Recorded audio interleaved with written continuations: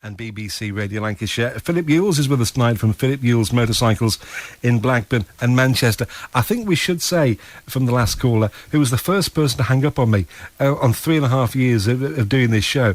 But I think it does show us that motorbikes, even though, you know, they're a lot of fun to a lot of people, clearly a lot of fun to you and a business to you, they can be controversial for some people. And Maureen clearly was not enamoured with the idea at all, because she thinks our roads are too dangerous.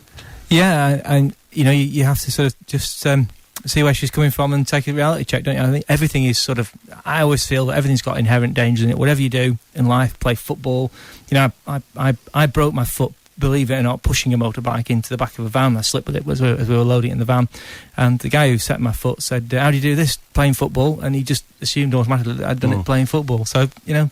The thing is, Philip, a lot of things that we do them because they're exciting. Of course we do. Or because there might be, at the back of our minds, the thought that it could be a little bit dangerous. And it gets the adrenaline running, it gets you excited. And an awful lot of hobbies have some kind of danger. I mean, maybe knitting, maybe not so, but there are a lot you of could fall on your needles. I guess you could. Yes, it could end up quite nasty. Could end up quite nasty. You know, but there are so many hobbies. You go out there, you do stuff. You go walking the hills.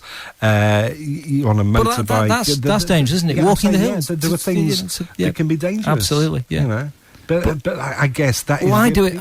I do it for the fun of it. I do it for the enjoyment, the people that I meet, and the sheer pleasure of it. Yeah. And that's where that's where I get my kicks as well. So. And the thing I was going to talk to you about tonight as well is a lot of older guys are returning to bikes. There's been an awful lot of that over the last 10 years. Massive, yeah. And maybe these guys have ridden bikes before when they were teenagers, or maybe they've never gotten a bike ever. You know, they do have to have some kind of training. Yeah, and the training's good now. There is some really good training out there. There's a scheme called Ride Safe, Bike Safe, which is a sort of locally led scheme. And then there's the Institute of Advanced Motorists. They do a lot of stuff as well. And a lot of these courses are either free or sort of virtually free. And you know, you are. It's like anything, isn't it? I'm sure if we all did extra training driving in cars, we'd be a lot safer drivers. And I think all road safety, myself, personally, I think all road safety, be it cars or motorbikes, you can't beat having extra training and extra tuition. But there's also nothing like experience, is there? Because I know, I think I passed my driving test 25 years ago this week. And the thing is, I know when I passed my driving test, the skills I've got now, 25 years later, are incredible, you know, compared to what I could do when I passed the test. Of course, and you've had to learn a lot of those skills the hard way, and you've probably had near moments where you've thought, I've missed that guy, or I've not just done that quite right. Oh, yes. And if you had training, you hopefully could have avoided some of that you know, that interim period where you are a risk to other road users, and that's the thing, isn't it? Absolutely. You know, these days, Philip, you know, the last 3 years, you've been running the business, 5 or 6 years? No, I've been running the business since I was 16, so just over, I'm 42, so quite a few years. So the last 26. 26 years, goodness me. But the last couple of years, you know, we've had this economic downturn. Maybe people would have considered buying a bike to have along with a car. You know, not as their. I guess there's very few people who have a bike as their main source of. There are, the people who. We tend to find a slight difference in the stores that we've got. In the Blackburn store, not quite as prevalent as in the Manchester store, but in the Manchester store we do have a lot of people who use a bike just for commuting on. And they may have a car as well, but their sort of primary source of getting into the city is for commuting, because obviously the parking costs sometimes they can usually find somewhere just to sneak it, and it's obviously they're free. And I'm always quite jealous of people who can sort of get a bike in this pocket almost anywhere, because you know, in the city. It's superb, it is. Because you are right, it is great in cities like Manchester. If ever I've got an errand to do and I dip into the city centre, I always go on a bike, because you can just get there and park. But the thing is, you know, economically things haven't been that good for the past 3 years. Does that stop people thinking about getting a bike in addition to the car? It doesn't seem to have. Not for us anyway. We've certainly been we've been up on, in the last couple of years, certainly 09, 010, and so far this year we're up on the previous years. So we seem to have bucked the trend rather, really, and I think a bit of that's been down to the brands we've had. Triumph and Vespa and Piaggio and Giulia have done really well for us, so particularly Triumph have done fantastic. I mean, they've done a really, really good job at coming back to the market and carving themselves a proper little niche out of that market. I mean, actually, they're not even a niche anymore. They're the major players in the over 500cc category. They're number one. I'm talking to... Japanese bikes look like English bikes, and new British bikes look like Japanese bikes. Is that true, Philip, or is he talking nonsense? Well, no, it depends which ones you look at, doesn't it? Bonneville, the Triumph Bonneville is a sort of copy of the old Triumph Bonneville, if you will, and still looks like a Bonneville to me.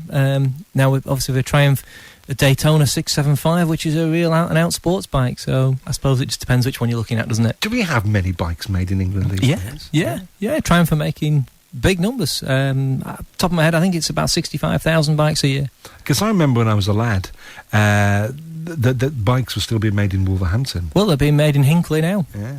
In Leicestershire. Ah, goodness me. My uncle used to work opposite the factory where the bikes are made. Meriden. No, Wolverhampton. Oh, Wolverhampton. Sorry, yeah. And I remember that they always seemed to be on strike. You know, when I was a lad. Yeah, it's happy days. Oh, by the way, James in Burnley says today is the 42nd anniversary of the first day of the Woodstock Festival, 1969, with Joan Byers and Melanie. We had Melanie on the show a few years back. She was strange, but Philip, she was lovely. I'll bet. And yes, 42nd. So I guess you were born around the time that the Woodstock Festival was born in 68. Yeah.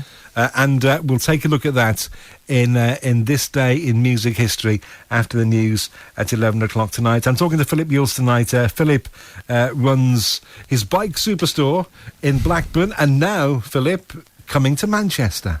Well, yeah, we've had a store in Manchester for some time, although we've just built a new one, which is on Bury New Road. As you go down into Manchester, on the left-hand side, we're across from the Hein Garrick store.